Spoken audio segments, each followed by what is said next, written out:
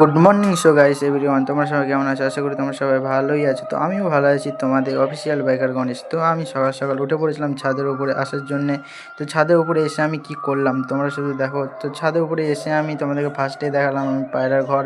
তো তোমরা তো জানো সবাই আমার পায়রা আছে, 6টা পায়রা আছে। তো 2খানা বাচ্চা এইমাত্র উঠেছে, আরও আছে, সব বাচ্চাগুলো আছে। তো তোমাদেরকে অন্য ভিডিওতে শেয়ার করব।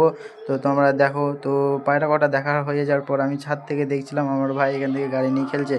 তো তোমরা ছোটোবেলায় এরকম কে কে গাড়ি নিয়ে খেলেছো একটু কমেন্টে জানিও। তো আজকের আবহাওয়াটা কি বলবো, এত সুন্দর আবহাওয়া ছিল সকালবেলায় দেখার মতন। তো গাইস সকাল সকাল আমাকে বন্ধু ফোন করেছিল, বন্ধু বলছে তোদের বাড়ি যাচ্ছি। তো বন্ধু চলে এসেছিলো আমাদের বাড়ি, তো বন্ধুকে দেখতে পাচ্ছ। দিয়ে বন্ধু বলছে চল একটু ঘুরে আসি। তো গাইস আমি ঘুরতে যাবো না, তো বন্ধুর সাথে আমি ঘুরতে যাবো না, আমার একটু কাজ আছে, বাড়িতে কাজগুলো করতে হবে। তো আমার বুটগুলো ময়লা হয়ে গিয়েছে, তো ওইগুলোই পরিষ্কার করতে হবে ধুবো আজকে। তো পরিষ্কার দেখো গাইস আমি জল দিয়ে সার্ফ দিয়ে পরিষ্কার করতে লেগে পড়েছি।